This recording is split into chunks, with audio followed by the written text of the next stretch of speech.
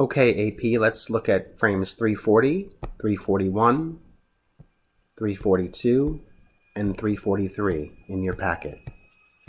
For frame 340, we need to retain two common tones in the same voices. If you look at the motion of the bass, we are moving by thirds.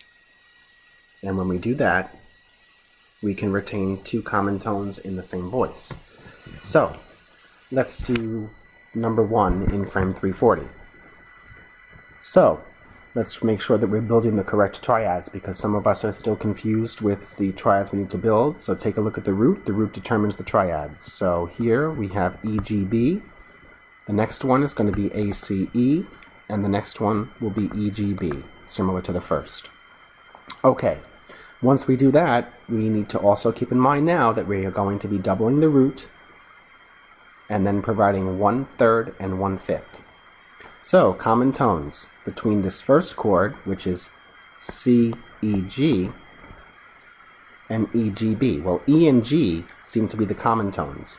So we can keep the E in the soprano, we can keep the G in the alto, and then we could slide the tenors down one step to the B. In the next one, the first triad given is FAC, the second one is AC. Common tones, F and A and C, A and C. So keep them in the same voice if they are common. Just like so. Tenors can go then sing the E. So we have the root doubled, and we have 1/3 and 1/5. In the next example, we have a G, B, D triad and an EGB triad we need to build. What are the common tones? G and B are common. So let's keep the G's and the B's in the same voice. Soprano's on a G, tenor's on a B. The altos would then need to change to double the root, because we need two roots, and they would sing the E. And that's how you would do frame 340. For frame 341, we are given a chord progression because we have a key signature and we also have to supply the Roman numeral analysis. So it's a little bit more in depth. So, take a look at our first triad. We have an F, C, F, A. That's going to be an FAC triad, and the key of F is our Roman numeral 1. The next one, the bass tells us what the triad is. So let's look, it's a D. So we need a DFA. DFA in the key of F is going to be our minor 6 chord. Now we have a B flat, DF. So B flat is the bass. That's the triad root. That's the 4 chord in the key of F. The next one is CEG. CEG in F major is our major 5. And then we're ending on an F in the bass. That looks like an FAC, major 1 in the key of F. Our Roman numeral analysis is done. Now we're simply going to look at the motion of the bass in the first measure. The basses are moving by the interval of 1/3. And when that happens, we are going to retain two common tones. So we'll keep the common tones in the same voice. What's the common tone for FAC and DFA? Well, it's the F and the A. So we'll keep the A in the soprano as the example already did for us. We'll put the F in the alto. And now let's look at our triad for a minute and realize that we have to double the root because it's not doubled yet.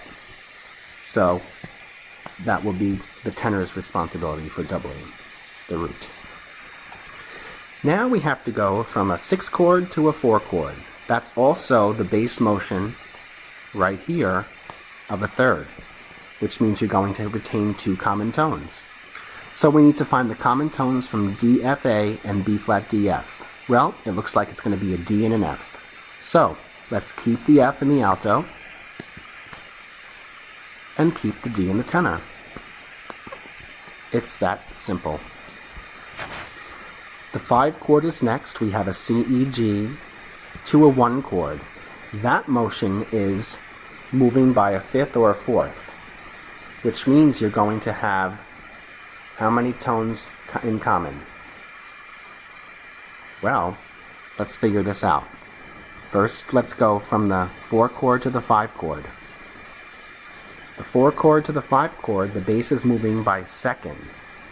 When the bass moves by second, you have no common tones. So each voice is going to sing a different note here. And we want to go to the nearest chord tone. We need a C, E, G. So the altos will go from an F to an E. The tenors will go from a D to a C. Notice I've doubled the root, and I have the third, and I have the fifth. Okay, now for the last measure, we're going from 5 to the 1 chord. So my basses are on an F. I've doubled the F in the soprano. I need to have 1/3 and 1/5. So what's missing right now is the A and the C. Which voice, for the smoothest voice leading, should sing what? I don't want to put the altos on this A because that's too far of a leap.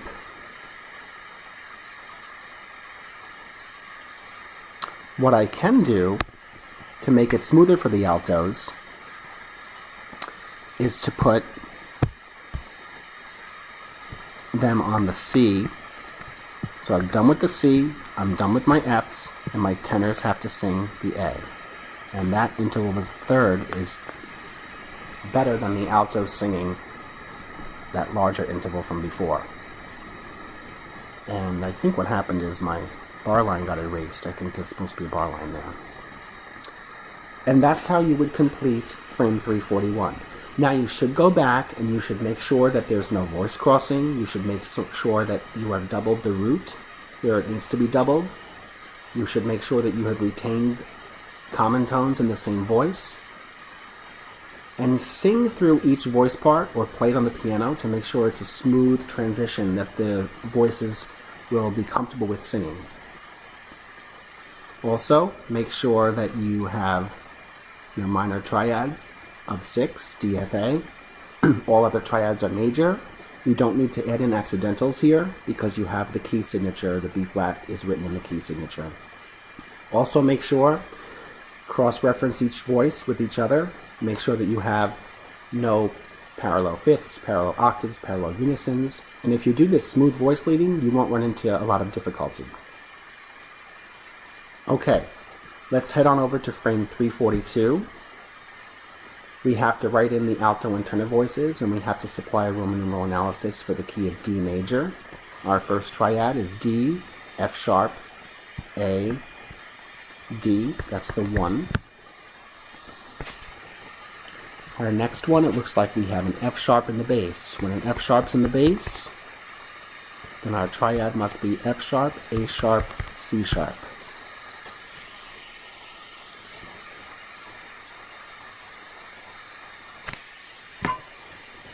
Okay, hang on a second, I need to plug in my computer before I run out of battery.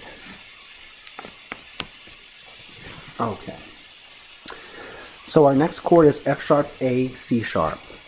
That's going to be our minor 3.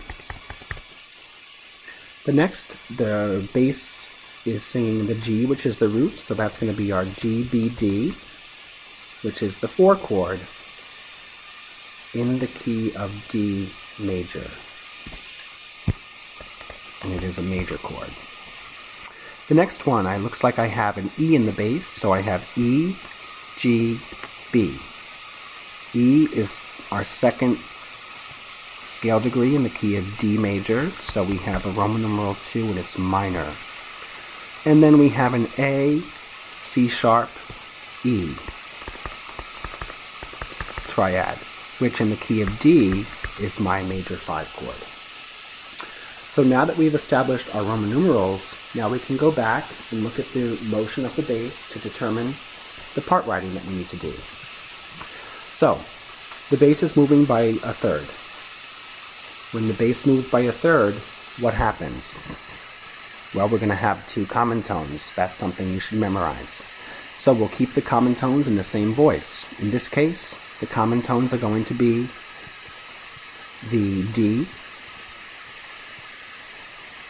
the F sharp, which we can keep in the tenor, and the A in the alto. Next, our motion is going from a 3 to a 4. That's a motion of a second. When you have a motion of a second, you have no common tones. So the bass is moving up. It might make sense to move every other voice part down in contrary motion to the bass. So we need G, B, D. That would be nice for the altos to sing.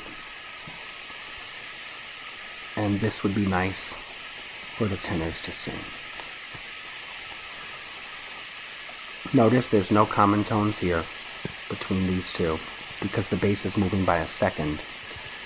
Now in the next example, the bass is moving by thirds. See that? That's a third, which means you'll have two common tones. So keep the common tones in the same voice. E, G, B.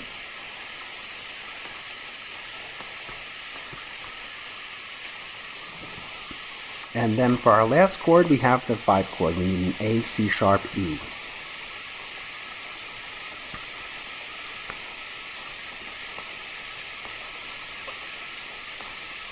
Retain the common tone. Move the other voices to the nearest voice part.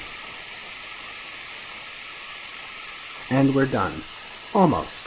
We need to go back and do a double check to make sure that we've doubled the root in all chords and follow all your other voice part writing principles.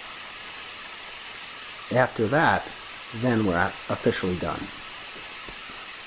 Let's look at frame 343. Okay, we are in the key of A minor. Our first triad is A, C, E. Our next triad is F, A, C. The next one, D, F, A. The next one, E, G sharp, B. Why G sharp? Because of the figured bass sharp sign. I think this is harmonic minor.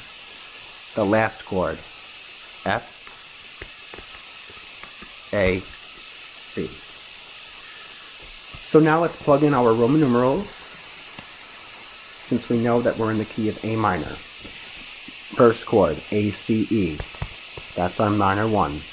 Next chord, F, A, C. That's major 6th in A minor. Here's our 4 chord, D, F, A. That's minor. This is going to be our major 5 chord, E, G sharp, B. And we'll end with our F, A, C, which is our major 6th chord. Once we've done that, we're just about ready to determine how the bass moves. In the first example, we're going from the 1 chord to the 6th chord. So the bass is moving by that of a third, which means you can retain 2 common tones in the same voices. So, let's have the tenors sing the A, and we'll have the altos sing the F. They can double the root. Now we have to go from a 6 chord to a 4 chord. That's also going to be 2 common tones because the bass is moving by that interval of a third. So we'll keep the common tones in the same voices. The A can sing the tenor can sing the A, and the alto can sing the F. Beautiful. The next one, we're going from a 4 chord to a 5 chord. The bass moves by the interval of a second. What does that mean? That means there will be no common tones when the bass moves by the interval of a second. So you're going to need to move to the nearest chord tone. So we need E, G sharp, B. So my altos can go down to the E and double the bass, which is the root, and my tenors can go sing the G sharp. Make sure that you put a G sharp sign there. That makes a lot more sense than having the tenors having these voices switch, because I don't want my tenors to sing the E and go up and sing that leap of a fifth.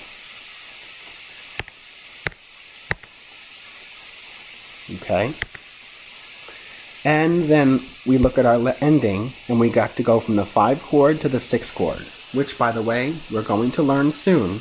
When you have a closing progression, a closing cadence that goes from the 5 chord to the 6 chord, that is called a deceptive cadence. And we'll talk about that later. So the 5 chord to the 6 chord, the bass is moving by the interval of a second. So what we're going to do is the bass is singing the F, which is the root. Then it looks as if we're in harmonic minor, so we might have an irregularity of doubling here. Let's first decide that we're going to double the root. And we'll put that right here next to the bass so the tenor can sing the root. So the root is doubled, we have the third. Now we'll need to add in the fifth, which could be supplied by the altos. We cannot double the root in this case. The tenors are not allowed to sing that F because of this G sharp. That would be an augmented second, so we can't have that. Which means, yes, we need to do an irregularity of doubling. Which means the tenors will sing the third, and the third is doubled. 1/5 and only 1 root. And that is acceptable because we have to avoid that augmented second interval in minor, harmonic minor keys when we have going from the 5 chord to the 6 chord. So I'm hoping that this is making more and more sense and we're clearing up any confusion that we might be experiencing.